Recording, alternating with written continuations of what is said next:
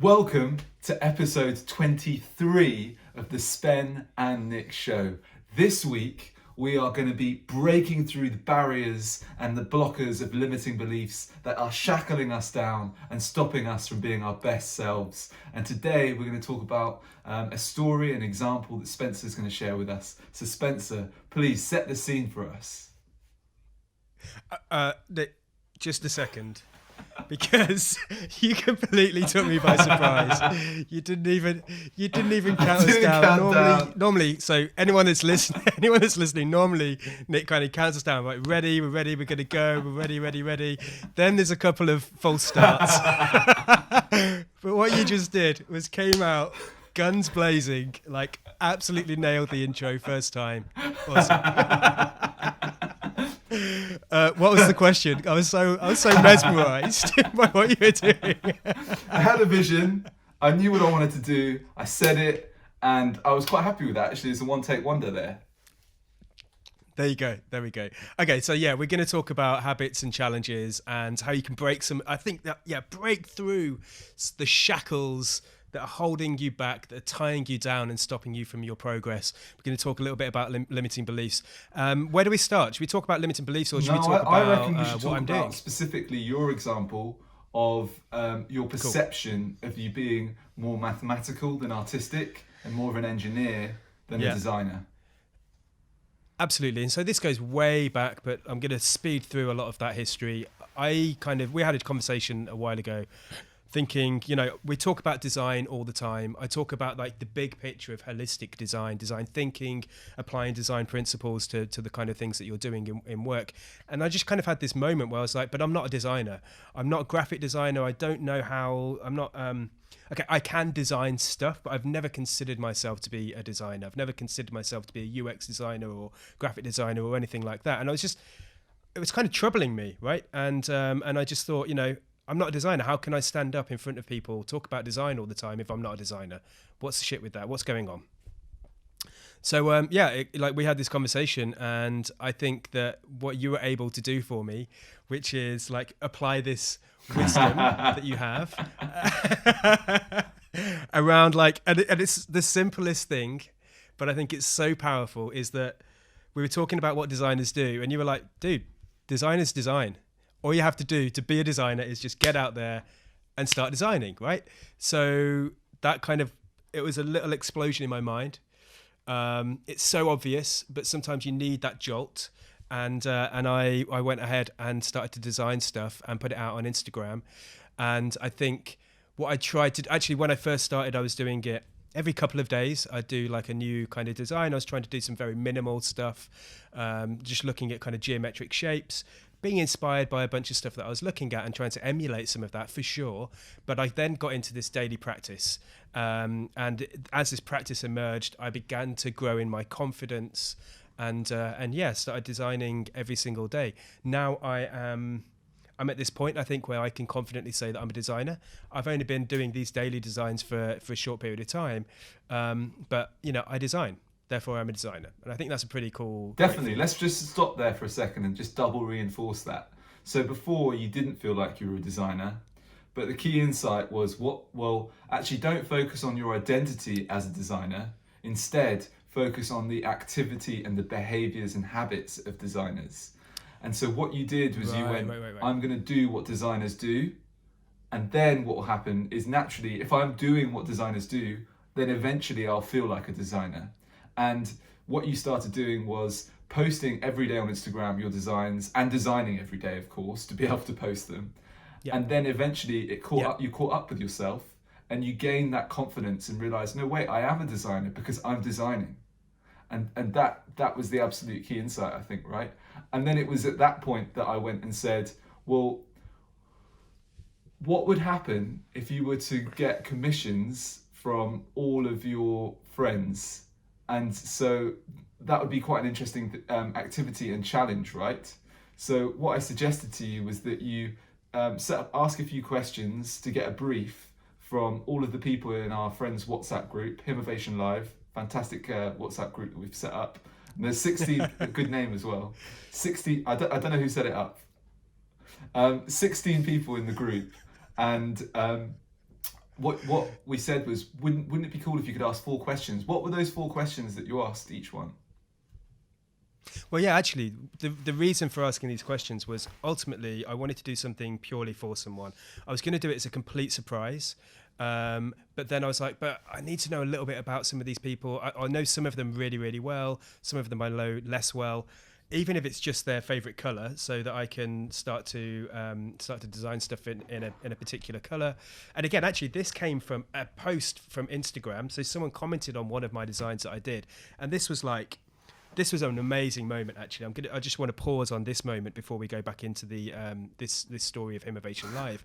Is that this guy that I've never met before came to me and said, "I love that. Change that one color from yellow, and there was just a couple of elements of yellow. Change that yellow to orange, and I'd put that on my wall." I was like, boom, wow, this is amazing. This is like actually someone that I've never met before, really appreciating what I'm doing, and almost kind of asking for like a commission. Or he didn't even ask for it. He just said, change it to orange, and I put that on my wall. So I was like, damn, I'm going to definitely change this now. Literally spent, a couple of minutes just looking at the right orange, looking at his Instagram to make sure I get the right shade of orange. Did that for him, put a little message on it. We had a chat on Instagram, sent it over via email as like all the different format sizes that you could possibly get. I think the biggest one that he could print if he wanted was like 6 foot. I was like, I'm just going to do everything I can to make this person really happy. That was awesome. And then, we had the conversation of like, how do I do that for more people? And that's when this idea of multiple questions that lead towards getting a kind of a color palette kind of came from. So the 4 questions that I had was, what's one word that sums up an emotion for how you want to feel? The key thing is how you want to feel there. The second one was, if you picture a place where you're at your most content, what do you see? Number 3 was, what are you most grateful for? And number 4 was, what color comes to mind right now? And what I was really trying to do with these was not necessarily just go for your favorite color. Some people may have put the favorite color, but I wanted to kind of capture the color that you think of when you're going through that process of thinking about gratitude and what makes you happy and how you want to feel, really so that I could get to this point where the colors that I was using in these designs are really kind of about that overwhelming feeling of joy and contentedness for these people, not just about a favorite color. So it's all about something quite personal to people, but the colors really are the key one. They're the questions that I asked, and I kind of threw this out as an rather than into the main group. I sent them all out individually to everybody so that I could carry on the conversation with them, because everyone that I kind of messaged was like intrigued. We kind of carried on little bits of conversation. I tried not to tell them exactly what I was going to do with this information, just to kind of leave a bit of a surprise as well. And it's going amazingly well so far, but we'll get to there in a minute. Nice. And so, well, no, actually, why don't we just get there now? Yeah. So it's going amazingly well. I think I'm on, I've just finished this morning the 4th one of these. So I've been doing these daily designs, I think for 15 days or something now. Been doing a load of design stuff previous to that. But this kind of new element of this challenge has been 4 sessions. It's gone, really well. I'm doing it in order of the people that replied the quickest. So if you're listening to this from the Innovation Live group, that's the reason that some of you might not have seen anything going on yet. Dolly. It's because I'm doing it in order. Dolly, you know that Dolly's going to be last. And it's gone really well. So I'm doing this for me as much as I am for somebody else, right? And I think one of the hardest things has been doing something to a brief.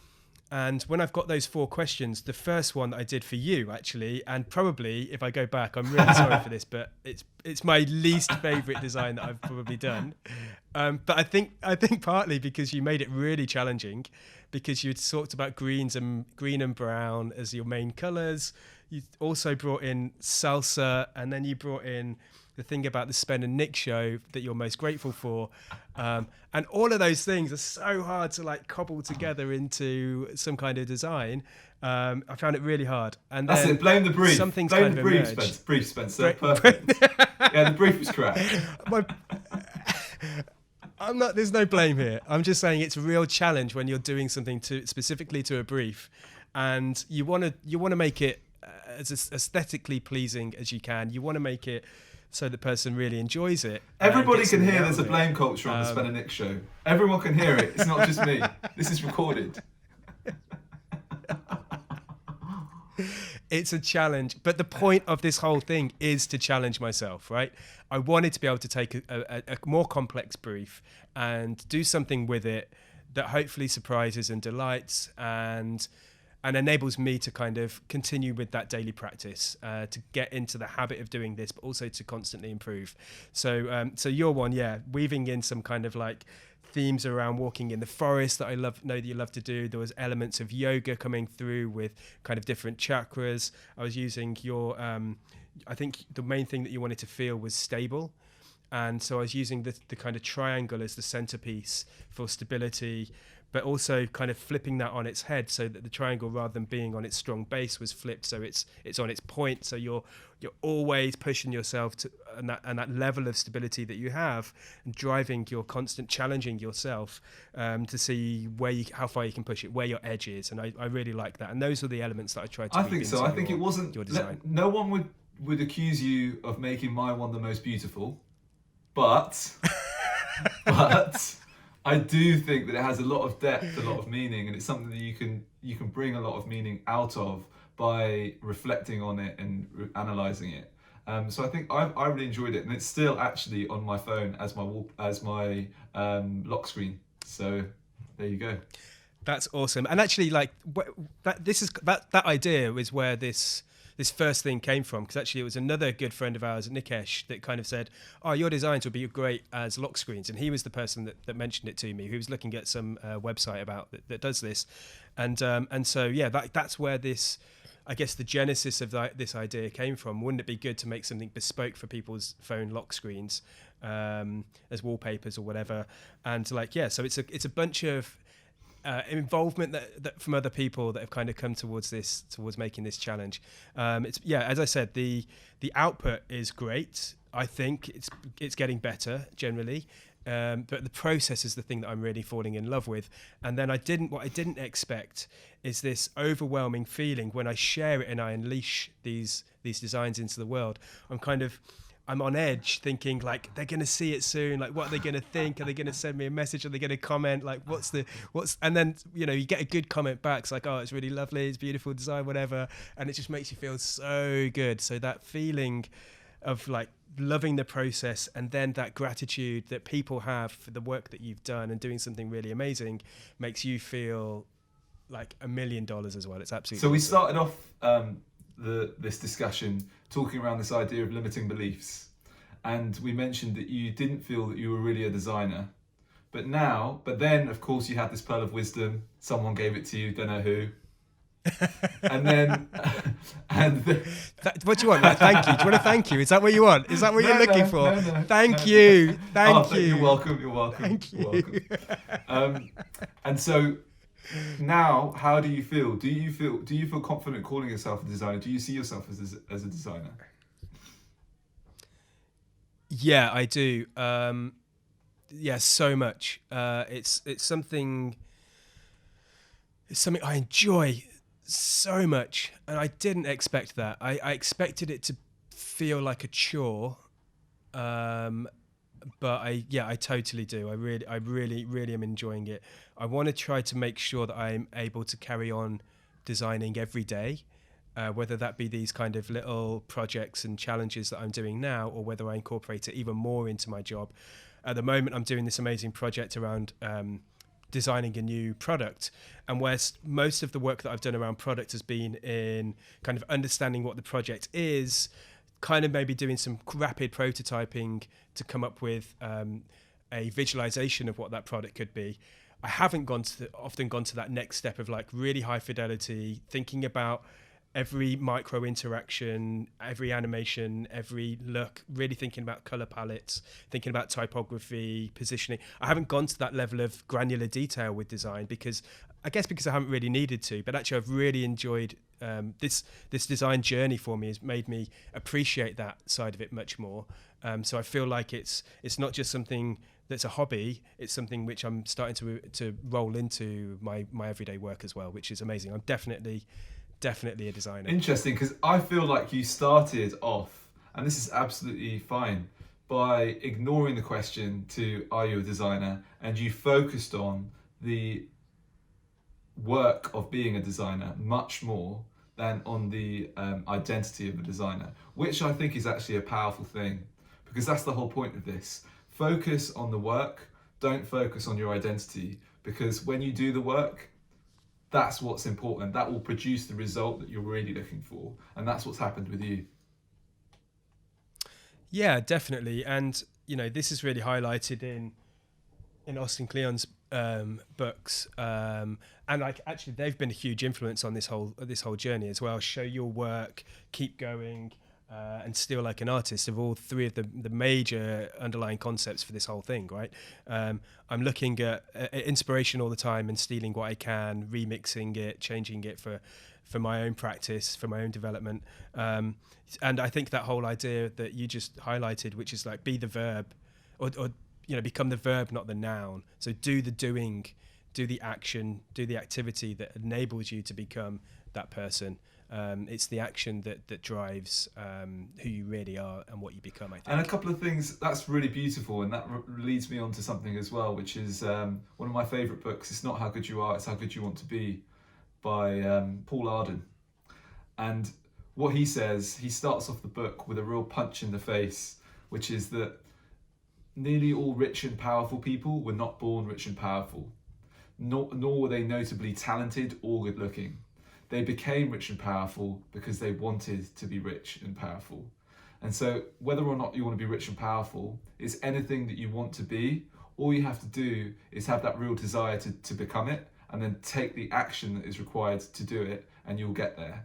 And it also reminds me of kind of that Steve Jobs quote where he said that what you need to do is when you realize that life is not this thing that just happens to you, it's this thing that you can poke it and something comes out the other side when you do it. That kind of realization is huge. And so when you realize that actually you can be anything you want to be, you just need to decide and then take that action. I think that's a huge realization, and that's something that you've done in many ways in your life.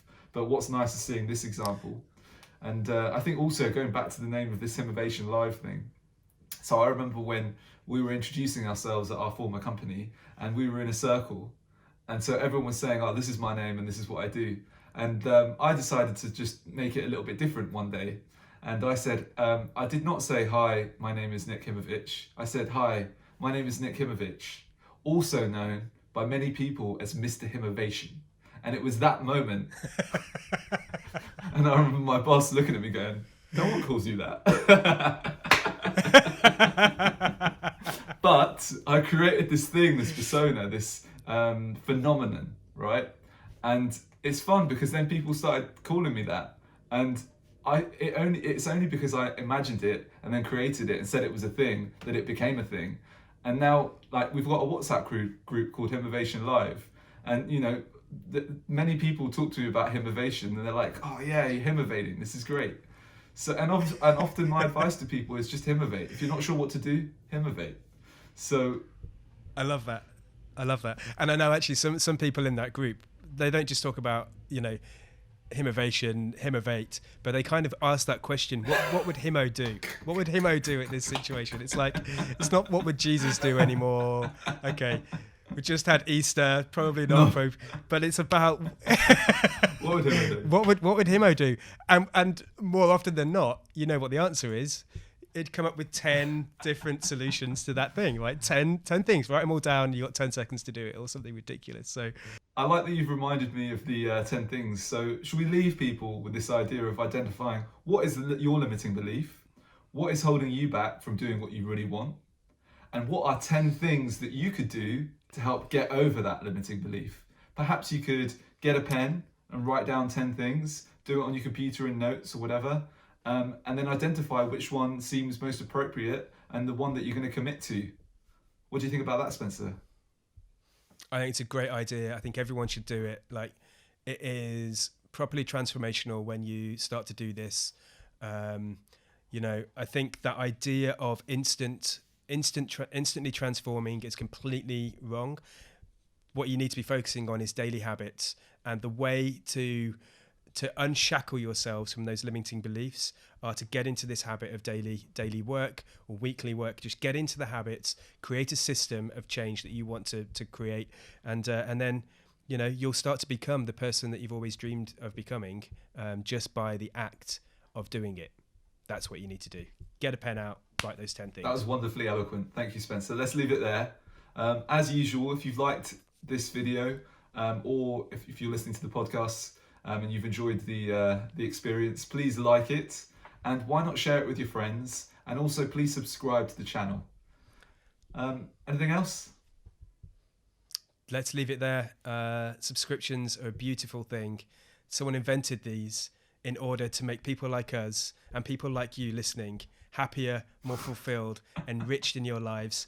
Let's use that technology to make us all feel that little bit, that 1% better today. Subscribe. Cheers, Spencer. Cheers, everyone. Cheers.